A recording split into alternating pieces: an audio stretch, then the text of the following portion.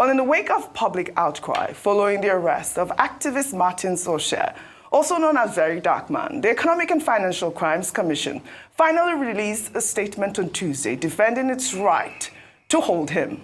The EFCC stated in a post on X that VDM was arrested due to petitions involving alleged financial crimes and that he had refused to respond to multiple invitations. Well, the tweet reads in part: The Economic and Financial Crimes Commission, in the exercise of its mandate of tackling economic and financial crimes, invited Martin Vincent Osher owing to a series of petitions bordering on sundry issues of alleged financial crimes raised against him. He refused to show up in spite of several invitations sent to him through his known addresses and medium of communication. The petitions pertain to grave allegations of financial malfeasance, which cannot be ignored by the Commission. The EFCC has a lawful right to hold Osher in custody like any other suspect being investigated by the Commission. The appropriate remand order was obtained. In this regard,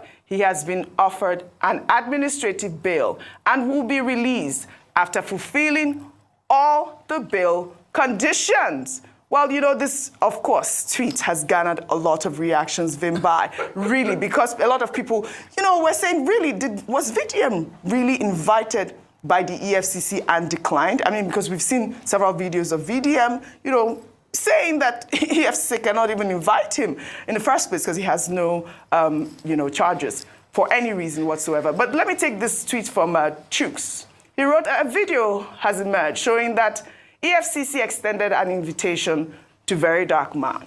However, reports suggest that he allegedly refused to acknowledge or respond to the invitation. Well, let's take a look at that video posted by Chooks. It is noteworthy that the Commission extends an invitation to the ex-convict and the Very Dark Man to come and assist the Commission in unraveling the identities of the officers of the Commission to whom the alleged bribe of the sum of 50 million naira was paid. Regrettably, up to this moment, none of them have honored the invitation. While appreciating the seriousness attached to this incident and the noble steps taken by this Honorable House to unravel the truth contained in this allegation in the viral video for the sanctity of the institution and the nation Nigeria, the Commission wishes to assure this Honorable House and the general public that on our part, we are committed to getting to the root of this matter, and appropriate actions will be taken accordingly. All right. I mean, this was during the saga of Bob Risky. I believe VDM had made some comments at that time, and then you have it here, where the EFCC actually did make a press conference to invite him to their office. Meanwhile, supporters of VDM continued their protests yesterday, demanding his release. We are outside for VDM 100. Oh yeah, now let's calm down. Why are they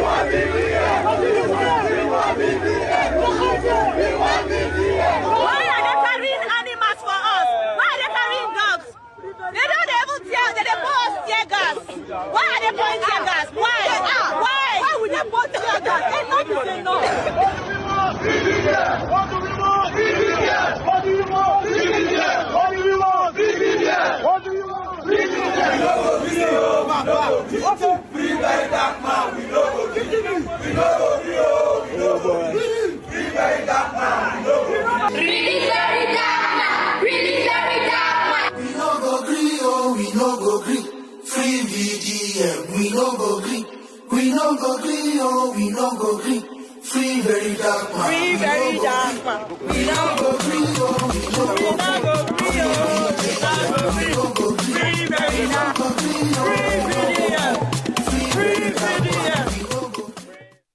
Oh, that last video there, Vimbai, was in London. And you saw school children. We've seen several videos of people demanding VDM's release. The EFCC also debunked claims that it arrested VDM because of the activists' constant attacks on its operation. I'll read part of their tweet here. They wrote in that statement, "It is needful to admit that the Commission is aware of several unguarded attacks of the suspect against its operation. While such conduct is condemnable, his arrest was not informed by such attacks. the relevant law enforcement agency will be allowed to look into them. Well, here's VDM in several videos that have now gone viral, accusing the EFCC of corruption. The corruption of EFCC has literally no limits. So basically now anybody where Tinubu they vex with or APC they vex with, now EFCC they go pursue. EFCC is not competent enough to say they want the whole person for fraud. They don't get that credibility at all. Say there's no agency in Nigeria where corrupt with EFCC. I know say EFCC go they wonder how I take find out, but like I said, I got eyes everywhere and I get informants for everywhere. EFCC are the most corrupt people. Like I said, 90% of them are corrupt. When they are ready to let me prove it, I'll prove it to them. Very dark man defame EFCC, let's go to court, let us go. And we prove it that 90% of you are corrupt. I know you people will be wondering how I found out, but here's the thing. The truth is that I have informants in your office. All right, there, VDM says, I have informant in your office. I mean, would you blame Nigerians for saying this is the reason why he was picked up? Because on several occasions, he has come out to say that the EFCC is corrupt. Before I come to you, Vimbai, I'll take this final tweet from Excel. He wrote in part, what's even more suspicious is the EFCC's admission that they are aware of his unguarded attacks. That's the real issue here. VDM speaks truth to power. He calls out corruption, exposes hypocrisy, and disrupts the comfort of those who hide behind institutions to loot with impunity. Now, instead of addressing the rot he has exposed, the system is trying to silence him through a conveniently timed arrest. The commission talks about remand orders and administrative bail as though they are doing VDM a favor. Let's not get it twisted. Due process is not a privilege. It is a right. If he's been granted bail, why is he still in custody? Or is it yet another example of selective justice and unlawful detention masquerading as procedure? There's so many issues muddled up together where this particular case is concerned. But I think the focus is on due process from the EFCC, because if due process is followed, a lot of the other speculation that then begins to happen is subdued. So if you say rightfully EFCC has the right to say that we have information or we have evidence pertaining to X, Y, or Z, they can do that to anybody, no problem. But then if the procedure is followed, then we can sit and observe and wait for the process to play itself out. There's still questions about how he was arrested, because his brother says they were bundled up. It was like a kidnapping. That is still a question mark. Why is the EFCC? Yes, fine. Even if let's assume that he refused to honor the invitation, does that warrant him being bundled up, and being taken to a place that they said for a while they didn't know his whereabouts? So definitely, we cannot overestimate the importance. We cannot overestimate the importance of due process. Now, there are so many issues here. The other issue that I wanted to look at was the issue, the protests, right? I think that it's formidable to see young people rising up for what they believe in. And I hope that if there's such an organized group of people with this much passion, that it can be bigger than VDM. I hope that it can be about the core foundation of the issue. As much as this is what has triggered this, it's important for us to also remember that, yes, okay, let's protest free VDM and so forth. It can be anybody tomorrow. So let's remember to have a wider conversation around we're protesting the fact that there needs to be due process in this system. Right. Nobody should be witch hunted or appear to be witch hunted because they want to call out the powers that be. The EFCC maintain that they have a case. Well, let's hear what that case is. Right. And we hope that from now on, things can be done by the book. Right. Dr. Abati, before I come to you, meanwhile, the Nigerian Guild of Editors and the Socio-Economic Rights and Accountability Project had called on the Tinubu government to stop using Cybercrimes Act to target journalists, activists, and critics. The organization expressed concern over how the Cybercrime Act, particularly Section 24 of cyberstalking, has been used to harass and persecute social media users since its amendment in 2024.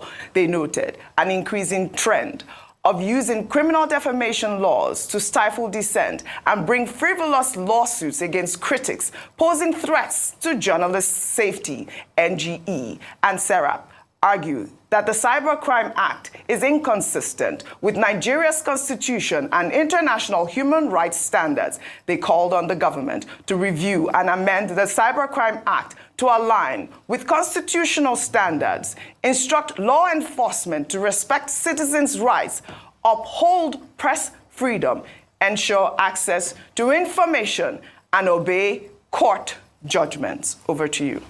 Okay, very quickly. I think certain fundamental points to be made. This is the Nigerian Guild of Editors and the Socio-Economic Rights and Economic Rights Agency project complaining about the Cybercrime Act. What they are complaining about is they say it's been abused. Now, if you are complaining about a particular piece of legislation, the place to go is to ask for the abrogation of that particular piece of law. If any piece of legislation is a living subject, and the true test of any law is in its implementation.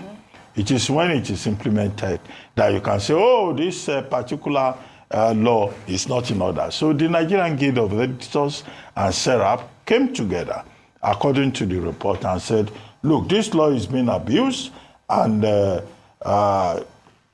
being used, cyber stalking, specifically Section 24 of the Cybercrime Act, being used to harass people, to intimidate activists and journalists, and that is also against Section 39 of the Constitution. Section 39 of the Constitution talks about freedom of expression and the right to own a medium of communication.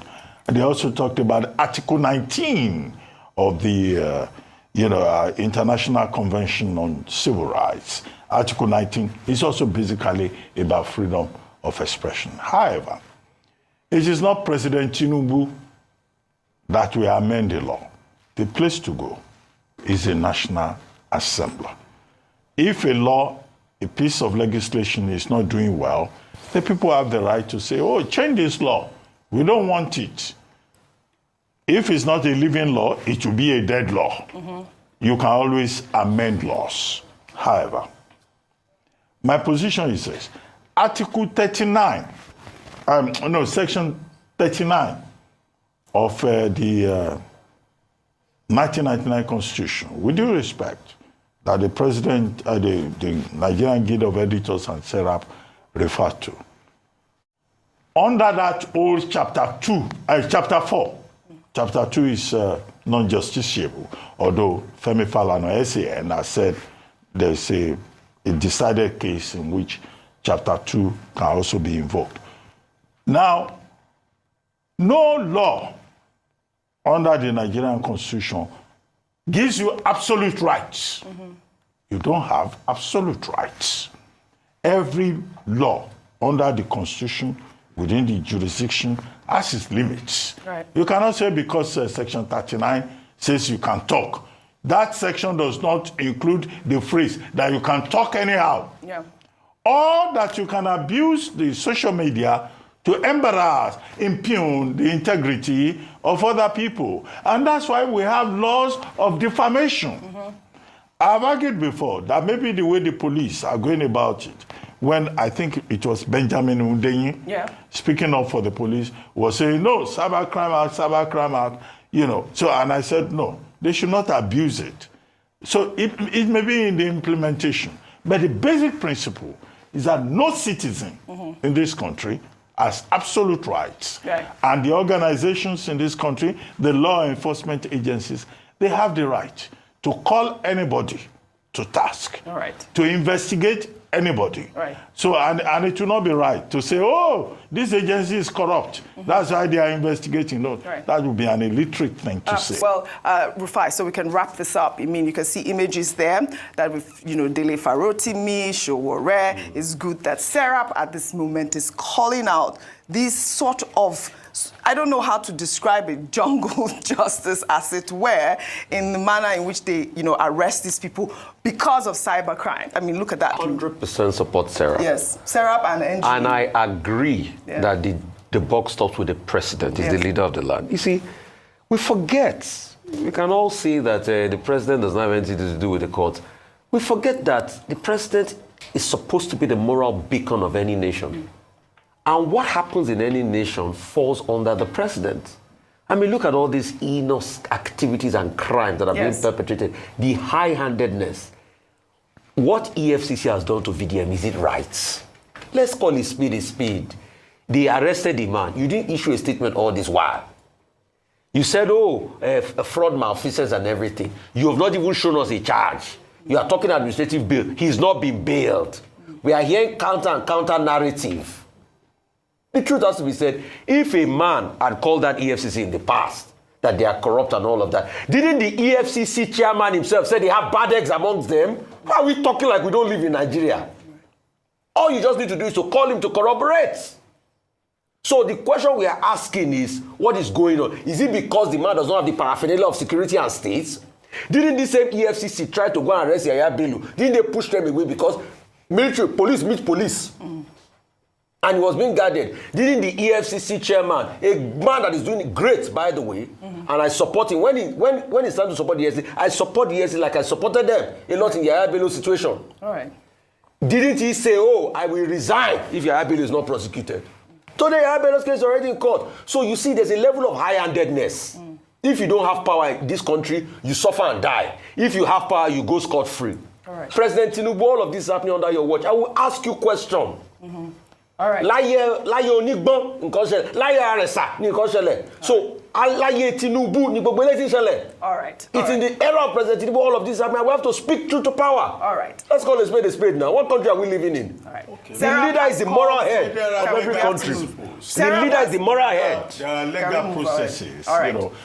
Law is not emotion. Fantastic. We know, but the leader is the moral head. No. He's the moral head. Let's finish this. What he has done is wrong. Tinubu cannot amend any law. No. The leader is the moral head. That's what we are saying. That's not the question. Of the legislature. Right. It's the high-handedness we are talking about. No, I'm talking law. I'm not talking emotions. At the end of the day, Serap and NGE has called for a review of the Cybercrime Act, and that is their point. Really, that's all they're asking for at this point. And I think that it is important for that sort of conversation to begin to take center stage. We're asking for the rule of law to be obeyed.